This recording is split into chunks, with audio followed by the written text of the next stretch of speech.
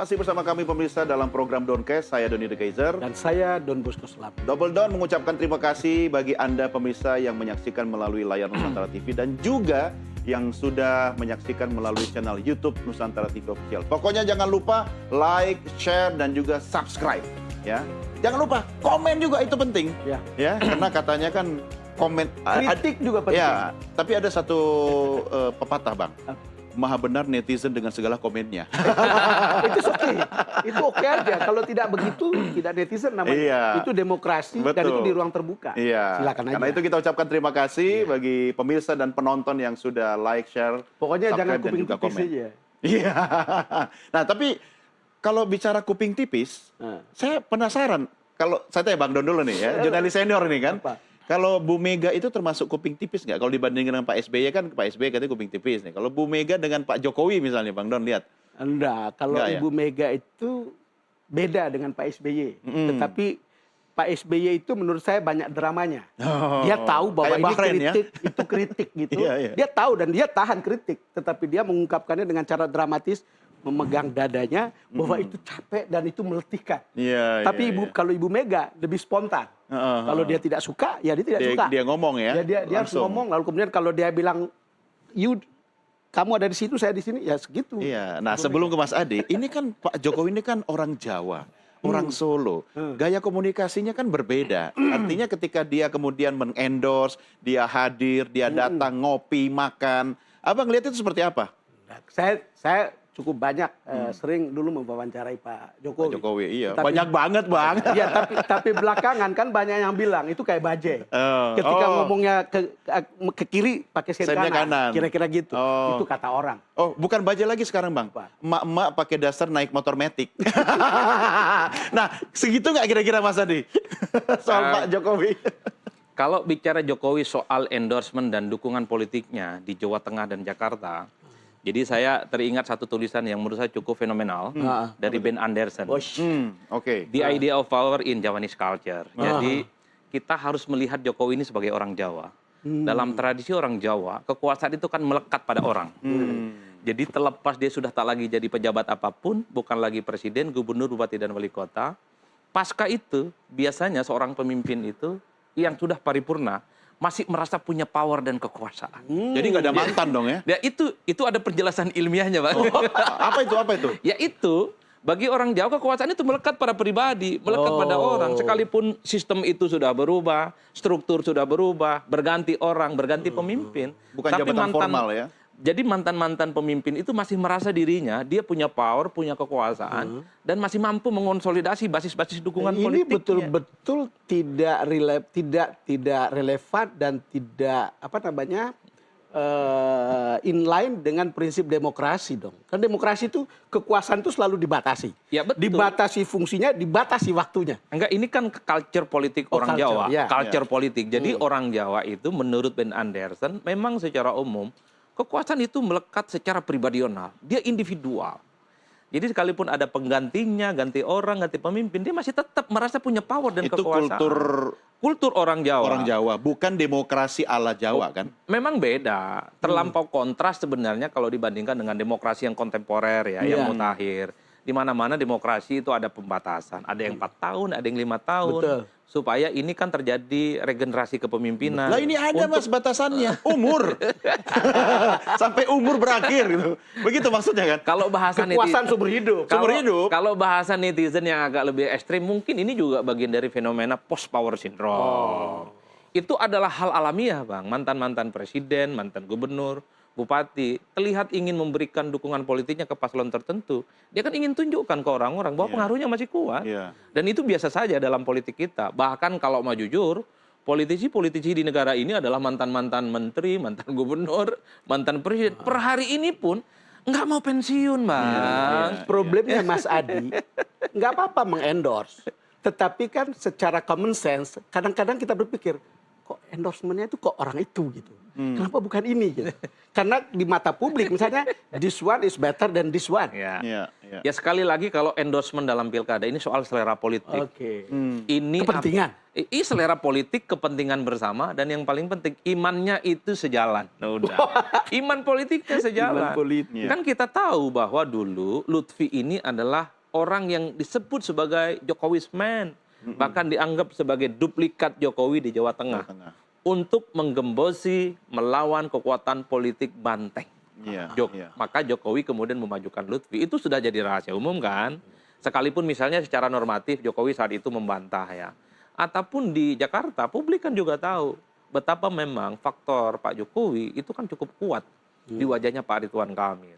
Ini yang saya kira kenapa per hari ini selalu mengait-ngaitkan betapa Pak Jokowi sangat kelihatan agresif mengorkestrasi struktur instrumen politiknya untuk mendukung gubernur di Jawa Tengah dan kemudian di Jakarta. Sekarang, itu yang saya kira menjadi penting untuk kalau dibaca. Mas Adi jadi konsultannya, apa yang disarankan kepada orang seperti Pramono Anung dan Bang Dul untuk melawan endorsement seperti ini seperti apa? Makan supaya sama Pak Jokowi supaya bisa lebih kuat gitu. Kalau membaca per hari ini, Pram dan Dul ini kan juga punya endorsement yang sama. Betul. Anies Baswedan dan Ahoker. Nah, dan itu yang kemudian sepertinya sebagai antitesa, sekaligus sebagai jawaban dari apa yang dilakukan oleh Jokowi mendukung Ridwan Kamil. Dan itu sah secara politik. Enggak, saya ingin mengutip Burhan yang kita interview seminggu lalu. Apa katanya? Dia mengatakan bahwa banyak orang yang kecewa pada PKS yang notabene mencalonkan Suswono dan Ridwan. Karena menelantarkan Anies katanya. Larinya ke Bang Dul sama Mas Pram. Di data terkonfirmasi memang. Artinya masih banyak juga pemilih PKS itu yang tidak solid kepada Pak Suswono. Memang di politik kita kan selalu terjadi split. Bahwa pilihan partai, pilihan elit itu seringkali berbeda dengan basis-basis konstituen. Nah itu yang saya perlu konfirmasi Bang. Tinggal kita uji kapan kira-kira Anies dan Ahok ini bisa gandengan bersama, kampanye bersama, mengajak kepada pemilih Jakarta yang dulu mendukung Ahok dan Anies untuk memilih paslon nomor 3. Itu kalau yang terjadi Bang, mantap kita ngopi-ngopi lagi di tempat itu bisa nggak kira-kira? Itu sesuatu banget. Itu bisa nggak terjadi? Ya mestinya terjadi kok. Orang sudah meyakini bahwa Anies ke 03. Iya, artinya itu bisa terjadi kalau mereka punya musuh bersama kan? Yaitu Jokowi begitu. Dan bagi saya Anies tidak punya alasan untuk tidak tampil ke publik memberikan dukungan politik. Sudah tak zaman sekarang itu dukungan pakai kode-kode, pakai jubir, pakai pose, udah nggak zaman. Langsung ya. Sekalian aja, jadi sekalian mandi, basah aja sekalian. Cuma saya masih penasaran tadi, Bang. Ini jangan kasih kode-kode aja. Jangan nggak usah kode-kode, karena di kubu RK itu jelas Jokowi sudah memberikan dukungan politik. Prabowo aja lah, Prabowo juga sudah memberikan dukungan politik, ya foto-foto makan bersama itu Bang. Kalau bukan sebagai bentuk dukungan politik itu nggak mungkin dilakukan. Itu foto eksklusif. Pertanyaan saya ketika Anda menjelaskan begitu, seberapa kan ini sering ada antitesa terhadap hal-hal seperti ini, termasuk di publik. Kalau misalnya kita baca di media-media sosial, kan kita bisa lihat orang tidak menyukai cabai-cabai macam begitu gitu. Ada gitulah. Kira-kira gimana? Kalau itu iya, tidak bisa membantah ya. Saya juga menduga sepertinya Prabowo itu sudah belajar banyak dari apa yang sudah terjadi di Jawa Tengah. Ketika videonya viral, itu kan resistensinya besar. Dan kayaknya memang agak sedikit negatif. Sekalipun secara regulasi harus kita akui Bang. Presiden dan pejabat negara lain itu boleh kok ikut kampanye. Yang penting kalau dia kampanye di hari kerja cuti, tidak abuse of power dan tidak menggunakan kekuasaan politik. Secara regulasi nggak ada perdebatan. Tapi kan publik ingin melihat ada satu diferensiasi politik dari Prabowo Subianto dari presiden-presiden sebelumnya yang tidak terlampau dekat, apalagi mengendorse untuk calon tertentu. Kan begitu jalan ceritanya. Perasaan terlihat di lapangan dan perasaan terlihat dalam gestur politik dan maupun statement politik. Tapi kan kecuali yang Jawa Tengah. Betul. Melihat Prabowo Subianto hari ini khususnya di Jakarta, itu kan bisa dilihat dari mesin politik Gerindra yang saya lihat kurang lebih sekitar seminggu, 2 minggu, 3 minggu belakangan ini sudah mulai kelihatan. Kemarin misalnya dalam debat kandidat ada Pak Sekjen Ahmad Muzani. Kemudian Habib yang Jakarta Timur kampanyenya juga akan melibatkan Pak RK dan tim. Dan seterusnya dan seterusnya. Oleh karena itu bagi saya endorsement ini tetap penting Bang. Tapi kalau endorsementnya itu hanya sebatas kode, sebatas foto-foto dan ngomong-ngomong, sebenarnya daya tonjok elektabilitasnya nggak terlampau signifikan. Akan sangat signifikan berlipat ganda kalau orang seperti Anies, Ahok datang ke kantong-kantongnya. Begitupun dengan Pak Jokowi, begitupun dengan orang-orangnya Pak Prabowo, datang ke basis-basisnya yang kemarin menjadi konstituen di Pilpres untuk yakinkan bahwa mereka memilih salah satu paslon tertentu. Pertanyaannya tadi Mas Adi, apakah ini bukan bisa atau tidak, tapi mau nggak kira-kira Anies Baswedan dan Ahok itu kemudian bergandengan tangan untuk mengendorse orang yang sama? Nah, kalau bicara mau tidak mau, ini tergantung bagaimana, apakah ini menimbulkan gejolak atau tidak. Jangan-jangan Ahok dan Anies itu sengaja tidak dimunculkan bersama untuk menghindari Ahoker ini kabur, kemudian anak abang kabur. Ini bagian dari strategi politik juga, Bang Da. Iya. Tapi kalau kemudian dalam segi komunikasi politik, kalau Anies dan Ahok berjumpa dalam satu panggung endorsement bersama, ini bisa melipat gandakan dukungan kepada paslon 3. Besok pun itu dilakukan bareng, Pak. Iya. Kan mereka berdua belum pernah ketemu kan? Karena begini, karena ada, ini asumsi ya, namanya asumsi, perlu diuji. Ketika Jokowi memberikan dukungan politik secara terbuka ke RK, orang yang selama ini menjadi Ahoker, menjadi pendukung Ahok, itu akan ke Ridwan Kamil dan Suswono. Karena apapun pemilih Ahok itu beririsan dekat dengan pemilihnya Jokowi. Rasa-rasanya per hari ini, kita juga melihat kenapa misalnya Anies, saya termasuk yang nantang sebenarnya. Anies, ayo dong dukung calonmu. Tidak cukup hanya lewat jubir, kira-kira begitu. Ayo tunjukkan kebersamaan. Kan Pramono sama Bang Dulu kan sudah ke rumahnya. Udah makan siang bareng. Itu nggak cukup, Abang Da. Akan semakin keren kalau Anies itu seperti yang dilakukan oleh Pak Jokowi. Selain statement, ikutan juga lah di titik-titik kunci.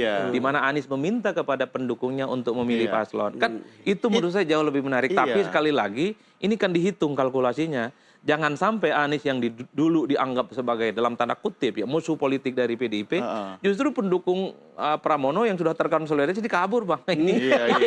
Sebenarnya itu soal teknis saja, Bang. Bisa diatur lah pura-pura misalnya Ahok dan Anies itu nggak sengaja ketemu.